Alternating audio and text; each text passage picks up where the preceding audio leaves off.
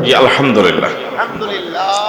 তো বনু নজির গোত্রকে যে আল্লাহ পাক একত্রিত করে নিজের জন্মভূমি ছেড়ে অন্য জায়গায় নিয়ে গেলেন, দেশান্তরিত করলেন, এটা পুরস্কার না শাস্তি? তারা কি সবাই গেছিল না কিছু ছিল? সবাই গেছে, যেতে বাধ্য হয়েছে। আল্লাহ পাক এর পরের আয়াতে বলেন, যদি আমি তাদেরকে দেশান্তরিত করার এই শাস্তি না দিতাম, এরকম নয় যে তারা যে অপরাধ করেছে এই অপরাধের কারণে তাদেরকে আমি এমনি ছেড়ে দিতাম, বিষয়টা এরকম নয়, বরং দেশান্তরিত করার শাস্তি না দিলেও অন্য কোনো না কোনো শাস্তি অবশ্যই দিতাম। আমি কি কথা বুঝতে পারলাম? সব অপরাধকে ক্ষমা করা, আমাদের দেশে কয় সব লইয়া ডং চোখ লইয়া কি নাই, এটা কয় নিয়ম রাখবো। তারা যে পরিমাণ অপরাধ করেছে, নবীকে হত্যা করার পরিকল্পনা করেছে, ষড়যন্ত্র করেছে, এই অপরাধ ছেড়ে দেওয়ার মতো অপরাধ নয়। এটা শাস্তিযোগ্য অপরাধ না ক্ষমার যোগ্য অপরাধ? আল্লাহ পাক যে শাস্তিটা দিলেন, দেশ থেকে বের করে দিলেন, আল্লাহ পাক বলছেন যদি শাস্তি নাও দিতাম তাহলে অন্য কোনো না কোনো শাস্তি অবশ্যই তাদেরকে। এই কথাটা আল্লাহ রাব্বুল আলামিন বলেন, ওয়ালাউলা আন কাতাবাল্লাহু আলাইহিমুল জালাআ। আল জালাআ মানে দেশান্তরিত করা। বনু নজির গোত্রকে যদি আমি দেশান্তরিত করার সিদ্ধান্ত না দিতাম, লাআযাবাহুম ফিদ দুনিয়া, ও পৃথিবীর ঈমানদারেরা শোনো, ওই বনু নজিরকে আমি পৃথিবীতে অন্য কোনো না কোনো শাস্তি দিতাম। দেখুন বর্তমান পৃথিবীতে কি সুন্দর মিলে যায়। যারা চলে গেল তারা দেশান্তরিত হয়ে গেল, কিন্তু যারা রয়ে গেল তারা তো যাইতে পারে না, তারা কোনো না কোনো মামলার কি হইব, শাস্তি হবে। দেখছেন কি সুন্দর মিলে গেছে। মানে যদি সব গুণ যাইতো কি, তাও আর অন্য শাস্তি পাওয়ার আপাতত কি ছিল না। তাহলে যদি তারা বনু নজির গোত্র যদি সব চলে নাও যাইতো, তাহলে অন্য কোনো না কোনো শাস্তি। এখন পৃথিবীর কোন দেশে যদি কিছু যা কিছু থাক, তাহলে যেগুন গেল কি এখন জ্বালা জ্বালা, বুঝেন তো, দেশান্তরিত করা, আর বাকিদের কোন না কোনো শাস্তি দুনিয়াতে। আল্লাহ রাব্বুল আলামিন বলেন, ওয়ালাউলা আন কাতাবাল্লাহু আলাইহিমুল জালাআ। ওই বনু নজির গোত্র যে পরিমাণ অপরাধ করেছে, নবীকে হত্যা করার পরিকল্পনার মতো অপরাধ যারা করলো, তাদেরকে যদি আমি দেশান্তরিত করার শাস্তি নাও দিতাম, এই সিদ্ধান্ত যদি নাও দিতাম, এরকম নয় যে তারা আর কোন প্রকার শাস্তির উপযোগী হতো না, কোন শাস্তির সম্মুখীন হতো না, বিষয়টা এরকম নয়, আমি ছেড়ে দিতাম না, বরং লাআযাবাহুম ফিদ দুনিয়া, অবশ্যই অবশ্যই দুনিয়াতে কোন না কোন বিকল্প শাস্তি অবশ্যই দিতাম। আল্লাহু আকবার। এত অপরাধ তারা করেছে, এখন এত অপরাধ করার পরে যদি কেউ কয় আমার কি দোষ, কেমনটা লাগে মেজাজটা এসব কনসেপ্টে? হ্যাঁ, আল্লাহ পাক বলতেছেন যে অপরাধ তুই করছস, এক অপরাধই তো, এই অপরাধ ছাড় দেওয়া যায় না। অপরাধ নবীকে হত্যা করার মতো একটা অপরাধই তো দুনিয়াতে থাকার যোগ্যতাই রাখে না, ঠিক কি না? অপরাধ একটাই তো, কি যথেষ্ট। আর এর পরে হাজার হাজার এক বই পরিমাণ অপরাধ করার পরে এগুলো কে বুঝাইবো? আমরা বুঝাই। ওয়ালাহুম ফিল আখিরাতি আযাবুন নার, ওয়ালাহুম ফিল আখিরাতি আযাবুন নার, ওয়ালাহুম ফিল আখিরাতি আযাবুন নার।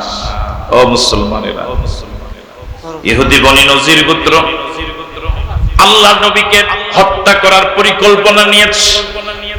আমি শাস্তি দিয়েছি, দেশান্তরিত করে দিলাম, দেশান্তরিত না করলেও অন্য কোন শাস্তি অবশ্যই দিতাম। এটা তো দুনিয়ার শাস্তি, পরকালের শাস্তি শোনো, ওয়ালাহুম ফিল আখিরাতি আযাবুন নার। আমি আল্লাহ এই অপরাধীদের জন্য জাহান্নামের আযাব রেডি করে রেখেছি। আল্লাহু আকবার।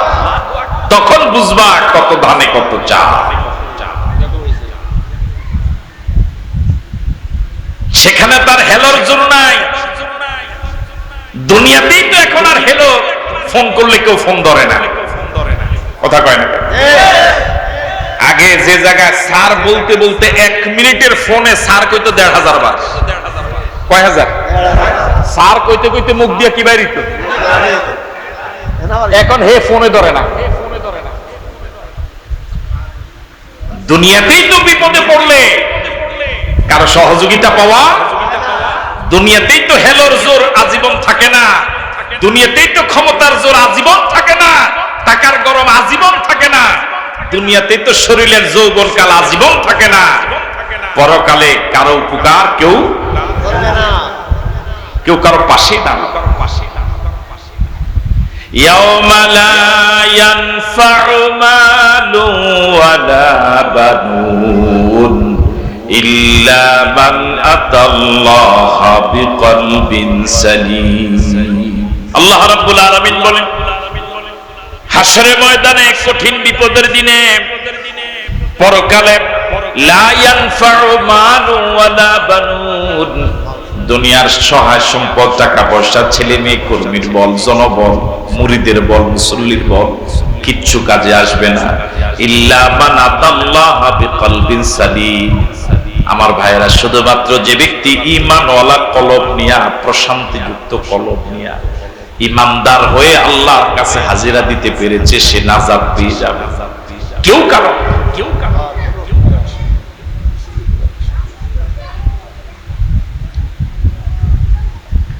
একটা অবস্থা তো পৃথিবীতে এরকম হয়, আপনি যার ক্ষমতার জোরে নিজে অন্যের সাথে দুর্ব্যবহার করেছেন, অন্যের গায়ে আঘাত করেছেন, মাথায় বাড়ি দিয়েছেন, অবস্থাটা এরকম একটা সময় হয়ে যায়, অল্প সময়ের ব্যবধানে বিপদে পড়ার পরে যদি তারে আবার ফোন দেন, যদি কোন ভাই আমারে বড় ভাই একটু বাঁচান না, কইব আর আমার নিজের তো বানাই,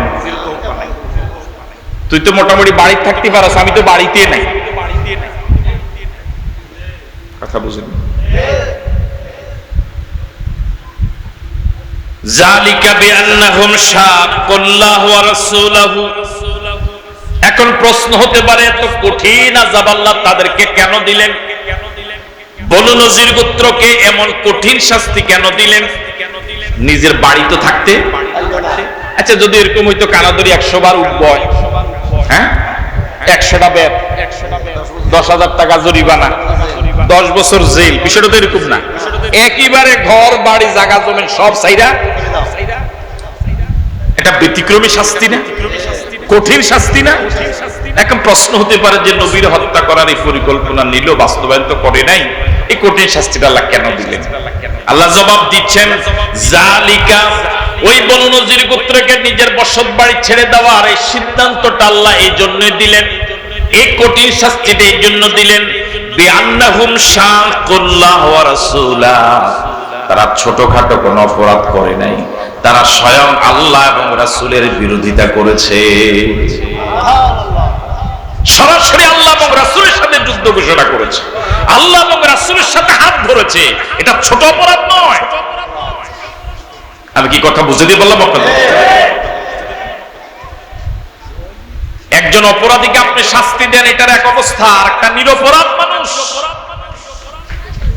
অপরাধ করে নাই, আপনি নাটক সাজাইয়া তাকে অপরাধী বানাইয়া, মিথ্যা সাক্ষী বানাইয়া তাকে দুনিয়া থেকে বিদায় করে দিলেন, এটা কি ক্ষমার অযোগ্য অপরাধ?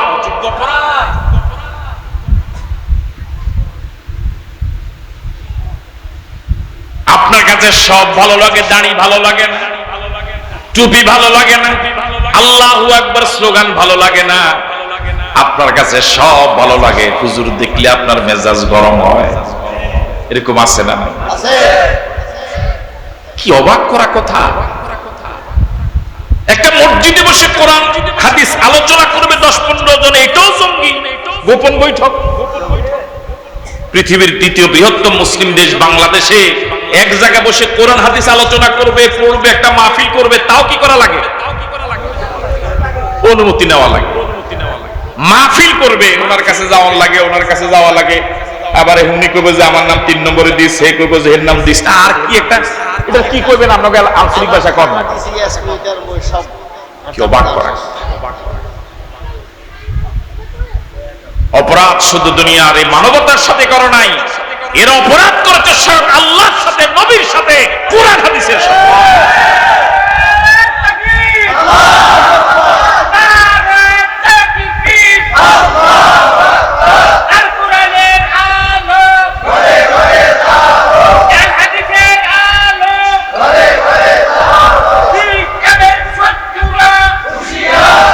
আমার ভাইরা, না হলে আল্লাহ হালিম, তিনি চরম ধৈর্যশীল, তিনি এত বড় ধৈর্যশীল, তিনি হালিম। এত ধৈর্যশীল হওয়ার পরেও আল্লাহ সহ্য করে নাই, আল্লাহ শাস্তি দিয়ে দিলেন পৃথিবীর জালেমদেরকে। সময়ের ব্যবধানে যখন এরা কোরআন হাদিসের সাথে হাত ধরেছে, আল্লাহ নবীর সাথে বিরোধিতা শুরু করেছে, আর ছাড় দেওয়া যায় না।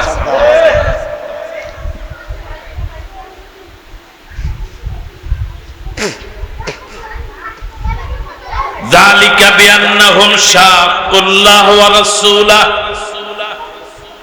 দেশান্তরিত করার, দেশ থেকে ভাগিয়ে দেওয়ার, দেশ থেকে পালিয়ে যাওয়ার, দেশ থেকে বিতাড়িত করে দেওয়ার এই শাস্তিটা আল্লাহ এই জন্য দিলেন যে যেহেতু বনু নজির গোত্রের লোকেরা স্বয়ং আল্লাহ এবং রাসূলের সাথে টক্কর ধরেছে, আল্লাহ এবং রাসূলের সাথে হাত ধরেছে। এবার আল্লাহ রাব্বুল আলামিন বলেন, বনু নজির আল্লাহ এবং রাসূলের বিরোধিতার কারণে স্বয়ং আল্লাহ সরাসরি আল্লাহ এবং রাসূলের বিরোধিতার কারণে আল্লাহ পাক এমন কঠিন শাস্তি দিলেন। আজ তো আর বনু নজির দুনিয়াতে নাই, আছে? যারা গেছে তারা কি এখন আছে? এরপর আল্লাহ বলেন, ও মাইয়ুশাকিল্লাহা ফাইন্নাল্লাহা শাদীদুল ইকাব, তবে তাদের চরিত্রের লোক কিয়ামত পর্যন্ত যারাই আসবে আল্লাহ পাক ঘোষণা দিলেন তারা একই শাস্তির সম্মুখীন হবে। ভবিষ্যতে আল্লাহ পাক বলে দিলেন, যারাই তাদের মতো এরকম গাদ্দারি করবে, কোরআন হাদিসের সাথে, আল্লাহ নবীর সাথে, আলেম ওলামা পীর মাশায়েখ বুজুর্গের সাথে, ইসলামী আইন বিধানের সাথে, ইসলামী আন্দোলনের সাথে, ইসলামী রাজনীতির সাথে যারা এরকম গাদ্দারি করবে, ফাইন্নাল্লাহা শাদীদুল ইকাব, আল্লাহ পাক আজ হোক কাল হোক কঠিন শাস্তি দিবেন। বিশ্বাস হয়েছে আপনাদের? আল্লাহ যে আছে বিশ্বাস হয়? আল্লাহ তো এটা বহু আগে কয়ে গেছে যে পৃথিবীতে কিয়ামত পর্যন্ত যারাই বনু নজির গোত্রের মতো এরকম আল্লাহ এবং রাসূলের বিরোধিতা করবে, সরাসরি এরকম ষড়যন্ত্র করবে, একটা দিন এরকম যায় নাই যে দিন ওলামায়ে কেরাম, হক্কানি পীর মাশায়েখ, কোরআন সুন্নাহ ইসলামী আন্দোলন ষড়যন্ত্র থেকে একটু মুক্ত ছিল। একটা দিন যায়, একটা দিন যায়।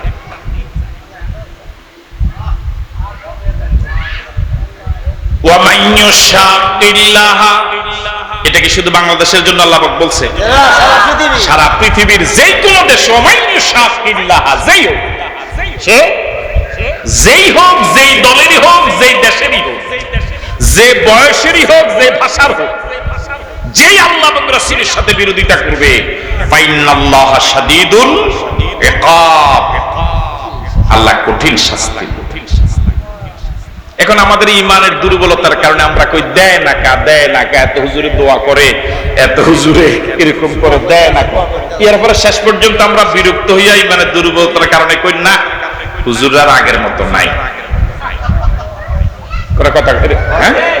আমরা শেষ পর্যন্ত ইমানের দুর্বলতার কারণে দূর কইতাম যে না হুজুরার আগের মতো নাই। আগের হুজুরে হাত তুললে জবজবাই কি উঠতো, মেঘ উঠতো, হ্যাঁ, পানি থু দিলে আগুন ধরতো, অনেক জুলুম অত্যাচার হয়। কই হুজুরে যে দোয়া করে মারিয়া লাইয়ার হলে তো কিছু হয় না, হয়েছে তো নাকি হয় না? হ্যাঁ, তাহলে হুজুরকে দোয়া কাজে লাগে। মাজলুমের চোখের পানি আল্লাহকে দিন, এটা বৃথা না। ওয়া মান ইউশাকিল্লাহা ফাইন্নাল্লাহা শাদীদুল ইকাব, ওয়া মান ইউশাকিল্লাহা ফাইন্নাল্লাহা শাদীদুল ইকাব, যারা আল্লাহর বিরোধিতা করবে, নবীর বিরোধিতা করবে, পৃথিবীর যেই কোন দেশে, যেই কোন দলের নামে, যেই কোন ব্যক্তি, যেই কোন বয়সের, যেই কোন ভাষার, যেই কোন মানুষ আল্লাহ এবং রাসূলের বিরোধিতা করবে, কোরআন সুন্নাহর বিরোধিতা করবে, আল্লাহ পাক বলেন সময়ের ব্যবধানে আজ হোক কাল হোক আল্লাহ পাক তাদেরকে কঠিন শাস্তির সম্মুখীন করবে। এজন্য ইমানদারদের হতাশার কোনো কারণ নাই। ইমানদারদের দায়িত্ব হলো শুধু আল্লাহ এবং রাসূলের নির্দেশ অনুযায়ী চলা, আর বাকি সব দায়িত্ব কার?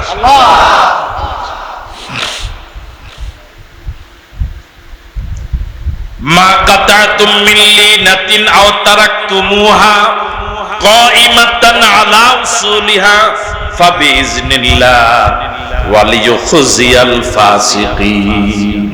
অনুবাদ শোনার আগে বলেন আল্লাহ। রাসূল সাল্লাল্লাহু আলাইহি ওয়াসাল্লামের নেতৃত্বে সাহাবায়ে কেরাম যখন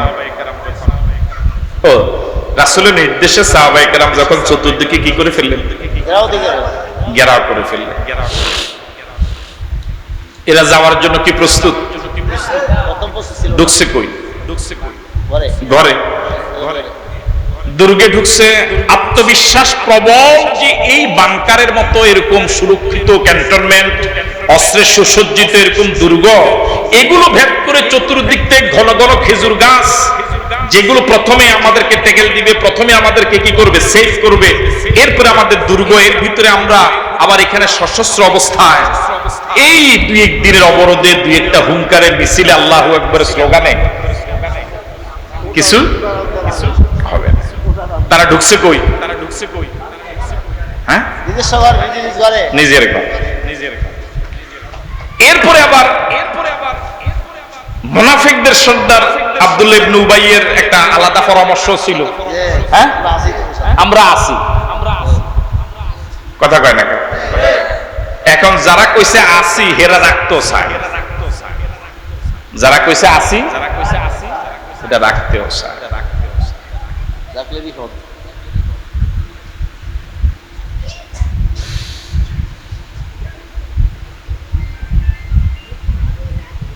সাহাবায়ে কেরাম ঘেরাও করলেন। ঘেরাও করার পরে যখন হুঙ্কার দেন, ওরা ঘরের ভিতরে কি করে না, বের হওয়ার সিদ্ধান্ত, আমরা তো আসি। সাহাবায়ে কেরাম এবার চতুর্দিক থেকে তাদের বসতির চারপাশে যে ঘন ঘন সুন্দর খেজুর গাছগুলো, গাছ কাটা মামলা তো দেশে ছিল, গাছ কাটা কি করলেন? শুরু করলেন কে? সাহাবায়ে কেরাম। কিছু গাছ কেটে ফেলছে, তো সাহাবায়ে কেরাম যারা গাছ কাটলেন, গাছ কাটার সময় তাদের সিদ্ধান্ত হলো যে এই আন্দোলনকে সফল করার জন্য এই গাছ কাটাটাও একটা কর্মসূচি, কথা কয় না। তারা কিন্তু ঘরের ভিতরে থাইকা এই আন্দোলন রে, এই সাহাবায়ে কেরামের ঘেরাওকে এটার ফাত্তায় দেয়, বরং কইছে আন্দোলন করে কিছু শরীর শক্তি কমক, এরপরে বই, এরপরে কি করবো? আন্দোলন করে আস্তে শরীরের শক্তি একটু কমলে। এখন সাহাবায়ে কেরাম যখন গাছ কাটা শুরু করলেন, আবার কিছু গাছে আগুন লাগাই দিলেন। এখন ঘরের ভিতর থেকে এগুলো কিন্তু দেখে যে আমগো লাগাই না গাছ, আরে কি সুন্দর খেজুর ধরে রয়েছে, পাকছে, কয়েকদিন পরে কাটবে, সংসারে কত টাকা আসে। তখন ওরা ভিতর থেকে মন্তব্য করা শুরু করছে, হ্যাঁ তারা এমন আল্লাহ আল্লাহ মানুষ, গাছের কি দোষ, আমরা না দোষ করলে করছি, আমগোরা না মারিবো, এটার মধ্যে আগুন লাগাই দেয়। এই অবস্থা বর্তমানে আসেনি না? নাই, মিলেনি না? মিলে না? হ্যাঁ, মিলে। তো যারা ভিতরে বসা, এদের বক্তব্য হলো যে দোষ করলে আমরা না করছি। হ্যাঁ, এই গাছ নিরপরাধ আহারে দেখছেন নি পুরা বিশ্ববাসী, আমরা চান হেরা হুজুর মানুষেরা কি করে লেতেছে, সব গাছটি কেটে লেতেছে, আগুন লাগাই দিতেছে, দেশের সম্পদ কি করতে আছে, নষ্ট করতে আছে। আবার সাহাবায়ে কেরামের আরেক দল, ওনারা গাছ কাটলেন না, সাহাবায়ে কেরামের ভিতরে দুইটা মত হয়ে গেল। এক দল গাছ কাটা শুরু করলেন, আগুন লাগিয়ে দিলেন। এদের এই গাছ কাটার ব্যাপারে আবার ভিতরে যারা ইহুদি, তারা আবার এটা মন্তব্য করলো যে গাছ কাটা কি হচ্ছে না, ঠিক। কিন্তু সাহাবায়ে কেরামের আরেকটা দল, ওনারা চিন্তা করলেন যে গাছটা না কাটলে মনে ভালো, যেহেতু এই এলাকা বিজয় হলে গাছটির মালিক তো আমরাই হয়ে যাবে। কথা বুঝেন নাই? আমরা যখন এই এলাকা কি করব, বিজয় অর্জন করবো, তাহলে গনিমত হিসেবে তো এলাকাটা মুসলমানদের, সুতরাং গাছটি না কাটলে মনে হয় ভালো হয়। তাহলে মত কয়টা হইল? দুইটা। একদল গাছ কাটাকে বৈধ মনে করলেন, এটাকে আন্দোলনের কর্মসূচি মনে করলেন, এটাই একমাত্র ইফেক্টিভ কর্মসূচি মনে করলেন। আর সাহাবায়ে কেরামের আরেকটা গ্রুপ মনে করলেন যেহেতু বিজয় অর্জন হলে গাছগুলোর মালিক আমরাই হব, না কাটলেই মনে হয় ভালো। এখন যুদ্ধ শেষে আল্লাহ পাক এই আয়াত যখন নাজিল করলেন, আল্লাহ পাক সাহাবায়ে কেরামের দোনো দলের দোনো চিন্তাকে বৈধ ঘোষণা দিলেন। যারা গাছ কাটছে এটাও আল্লাহর অনুমোদিত, যারা গাছ কাটে না আল্লাহ কয় তোমরা চিন্তা ঠিক আছে, দোনোটা কি বৈধ। এই আল্লাহ পাক এটা বলে, মা কাতাতুম মিন লিনাতিন, তোমরা যে খেজুর গাছ কাটছো, তাহলে গাছ কাটার কথা সূরাতে আছে, ঠিক আছে নি কথা। মা কাতাতুম মিন লিনাতিন, যে গাছগুলো তোমরা কেটেছো, আও তারাকতুমুহা, এবং যে গাছগুলো তোমরা কাটো নাই, ছেড়ে দিয়েছো, রেখে দিয়েছো, কায়মাতান আলা উসুলিহা, গাছের কাণ্ডের উপরে। গাছের এটার কি কয় না, গাছের পুরা গাছটারে কি কয়, হ্যাঁ সেওর উপরে যেটা রাখে দিচ্ছে, আলা উসুলিহা, গাছের মূল কাণ্ডের উপরে, মূল অবয়বের উপরে যে গাছগুলো তোমরা রেখে দিয়েছো, কিছু কাটছো কিছু। আল্লাহ পাক বলেন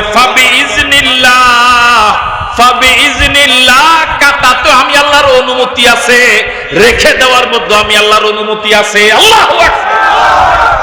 কাটছো আমার অনুমতি আছে, কাটো নাই, কাটাও দরকার ছিল, রেখে দেওয়াও। সব দিক কাটলেও হইতো না, আবার সব না কাটলেও। কিছু কাটছে বাস অনুমোদন, কিছু কাটে নাই। তাহলে সাহাবায়ে কেরাম দোনো দলের চিন্তাকে আল্লাহ কি দিয়ে দিলেন? বৈধতা দিয়ে দিলেন। আল্লাহু আকবার। ভাই যে কইেন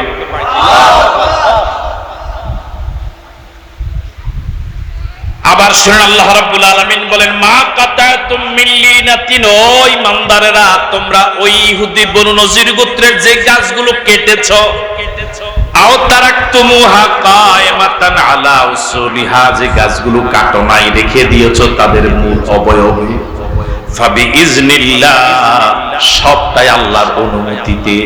সুবহানাল্লাহ। তাহলে প্রয়োজনে গাছ কাটা,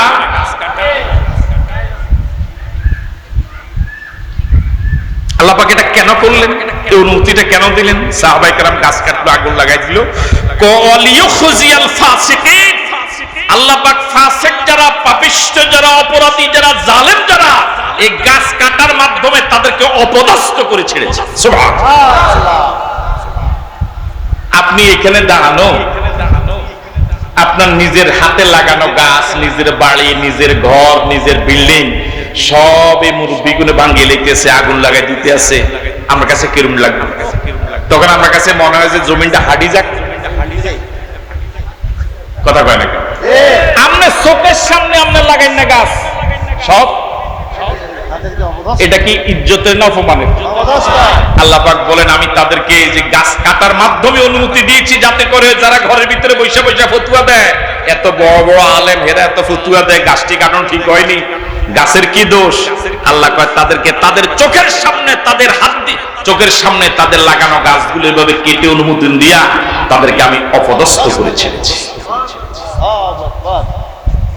বর্তমান পৃথিবীর অবস্থা দেখেন, নিজের বানানো বিল্ডিংটা, নিজের বানানো এই অবয়বগুলো সব এবার নিজের চোখের সামনে ছেলেরা ভেঙ্গে চুরমার করে দিচ্ছে।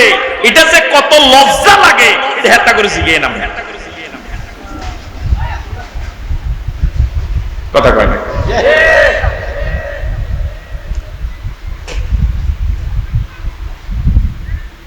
আমার ভাইয়া,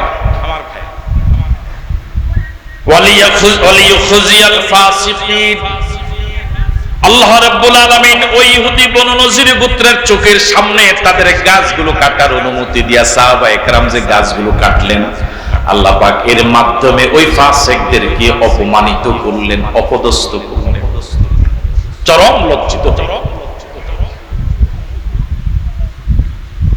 আমাদের এই প্রিয় জন্মভূমি বাংলাদেশ, এই দেশে হাজার বছর ধরে এই দেশে ধর্ম বর্ণ নির্বিশেষে সকল ধর্মের মানুষ একসাথে শান্তিতে বসবাসের হাজার বছরের ঐতিহ্য আছে, আছে না নাই? পার্শ্ববর্তী দেশে মুসলমানরা যত নিরাপদ নয়, আল্লাহর মেহেরবানি আমাদের দেশে বিধর্মীর এর থেকে অনেক অনেক বেশি নিরাপদ। ইসলাম কোন বিধর্মীর গায়ে হাত তোলার অনুমতি দেয় না। ইসলাম কারো সাথে দুর্ব্যবহার করার অনুমতি দেয় না।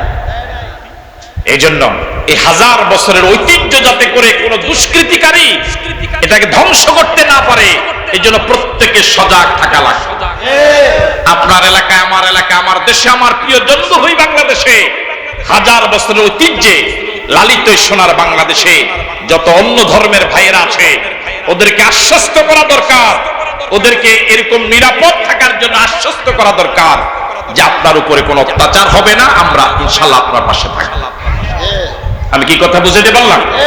আমার সম্পদ আমার কাছে যেরকম আমানত, আপনার সম্পদ আমার কাছে এরকম আমানত। এদেশে অন্য ধর্মদেরকে সংখ্যালঘু বলার সুযোগ নাই। যেই বাংলাদেশে জন্মগ্রহণ করেছে, যেই ধর্মেরই হোক, সে বাংলাদেশের গর্বিত নাগরিক। সে বাংলাদেশের সংবিধান অনুযায়ী একজন মানুষ হিসেবে সকল অধিকার পাওয়ার সে হকদার।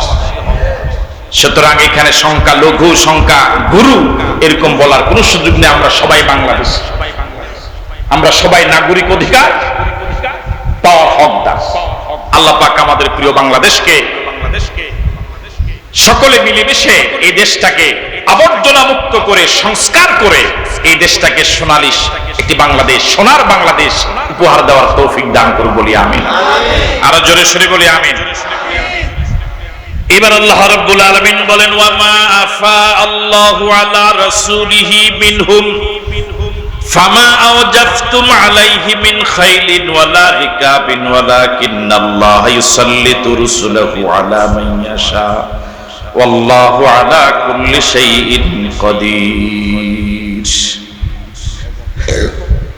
বনু নজির গোত্র এলাকা ছেড়ে পালালো। কয় দেশে গিয়েছিল? কয় জায়গা? খায়বরে, দুই জায়গায় গেছে।